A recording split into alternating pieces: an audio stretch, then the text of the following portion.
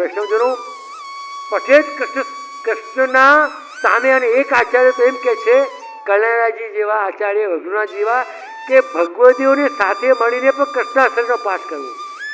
આ 6 ટીકાઓમાં એક આચાર્ય એ કહી રહ્યા છે કે રઘુનાથજી કે કલ્યાણજી સુધી નથી આવતી. એક આચાર્ય એમ સુધી કહે છે કે ભગવદીઓના સંગમાં બેસીને આ પાઠ કરવો. એટલે જ્યારે આનો મતલબ શું થયો કે આપણે બધા પાઠના આયોજન કરશું, એવું તો આચાર્યોને ખબર નહીં કે પાઠ મેં જપ માટે આપ્યા છે. તમારો છોકરો અમેરિકા ગયો કે ઘર મારું બની ગયું કે રોગ મટી ગયો એટલા માટે પાઠ રાખશો, છોકરો પરણી ગયો, એ મહાપુરુષને ખબર નહોતી ગુસાઈજીને કે પાઠનો કૃષ્ણાધરામતા સ્વાદ સિદ્ધિ અત્તરના સંશય, કે કૃષ્ણ અધરામત માટે સર્વોત્તમ થશે અને વૈષ્ણવ પાઠ કરશે એની ખબર નહોતી. પણ હવે અહીંયા કહી રહ્યા છે આચાર્યો કે કૃષ્ણાષ્ટકનો પાઠ 2 જગ્યાએ કરવો. એક આપણા ઘરમાં બેઠા હતા ઠાકોરજી સામે, અને બીજું કે ભગવદીઓની સાથે. ભગવદીઓની સાથે મળીને કૃષ્ણાષ્ટક કરવો. એટલે આપણે જ્યારે પાઠ બેઠાડવાનો ક્રમ હોય તો કે પાઠ કરવો એટલે અમારે ત્યાં પાઠ ભણાવો, શાસ્ત્ર ભણાવો એવો થાય છે. અત્યારના પુષ્ટિ માર્ગમાં પાઠ કરવા એટલે પાઠ બેસાડવા, પાઠ કરવા અને બેસાડવા, ઉઠક અને બેઠક કરાવી. ઘણા કહેતા જે બેઠક કરવા ગઈ હતી રોજની 4 બેઠક કરી, હવે બેઠક કરી કે બેઠક ઉઠક કરી તો એને પૂછો. બેઠકમાં ગયા, જારી ભરી ત્રીજા લીધી, ઉપવાળા ઉડ્યા, બીજા ઠાકોરજીના ચીરણ કર્યા, પેલા ધોતિયું ખેંચી લીધું મહાપ્રભુજીનું. બેઠકમાં 20 જણા એવો તાંડવ કરે કે બાળ મંદિરના વિદ્યાર્થીઓ તોફાન કરીને ગયા હોય ને એટલે કામવાળી સાફ કરે તો તોફાન દેખાય. તો જ્યારે અમે ભોગ ધરવા જઈએ તો બેઠકમાં તોફાન વાવાઝોડું આવ્યું હોય ને એવું લાગે. કારણ કે મહાપ્રભુજીના વસ્ત્ર ક્યાં હોય, ઉપવાળા ક્યાં, તિલક તો આમને બધા આમ થઈ ગયું હોય, તે પણ દેવું તિલક થઈ ગયું. આ બધા તોફાન નહીં કરવાના, પણ કૃષ્ણાષ્ટકનો પાઠ કરવાનો. અને સર્વોત્તમજીનો પાઠ જાતે એકલા કરવો જોઈએ. અને પાઠ કરાવવાનું જો ઈચ્છા થઈ જ ગઈ હોય તો કૃષ્ણાષ્ટકનો પાઠ દરેક વૈષ્ણવે અન્ય પાઠ સાથે કરવા જરૂરી છે. અને આનાથી આશ્રય દ્રઢ. અહીંયા કૃષ્ણાશ્રયો ભવે કૃષ્ણ. મહાપ્રભુજી વચન આપે છે, ગેરંટી આપે છે, જેન્ટલમેન પ્રોમિસ. આ તો વલ્લભમાં પ્રોમિસ છે, જેન્ટલમેન કરતા મોટા વલ્લભનું પ્રોમિસ છે. શું પ્રોમિસ છે?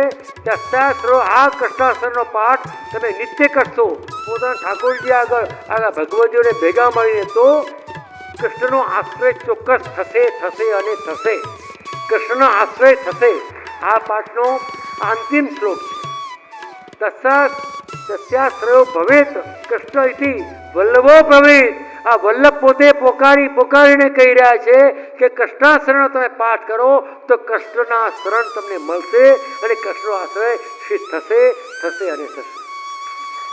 વૈષ્ણવજનો, અહીંયા તો પાઠનું ગ્રંથનું ભલે સમાપન થાય, પરંતુ આશ્રયનું સમાપન ક્યારેય નથી, પુષ્ટિનું સમાપન ક્યારેય નથી, ભક્તિનું સમાપન ક્યારેય નથી.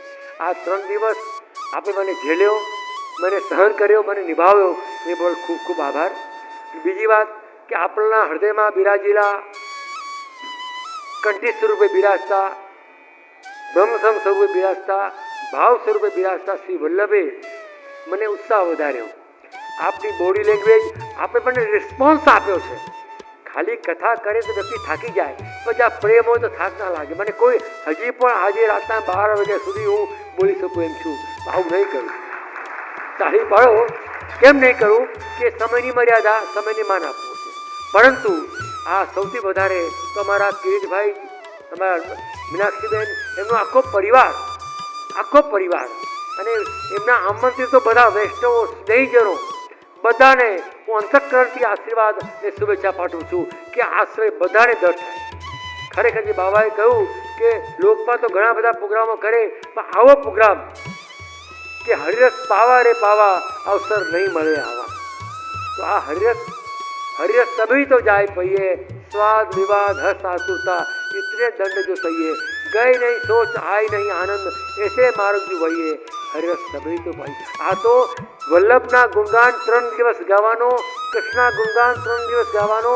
મારો ક્યાંક લોકમાં રહીને ભૂલે બકરે પણ અહંકારથી, મમતાથી, આવેશથી કોઈ આશ્રય છૂટી ગયો હોય એ તમારા માધ્યમથી મારો આશ્રય દ્રઢ થયો છે. હું અહીંયા વિરમું છું. શ્રી વલ્લભાધીશ. પરમ કૃપાળુ શ્રી વલ્લભ નંદન करत कृपा निज हस्तदे माथे जे जन शरण आए अनुसर रही सौपत श्री गोवर्धनाथ परम उदार चतुर चिंता राखत भवधारा बयोजा भजो कृष्णदास काज सब सरहि जो जाने श्री विठ्ठलना परम कृपाळु श्री वल्लभनंदन करत कृपा निज हस्त दे बोल श्री वल्लभाधीश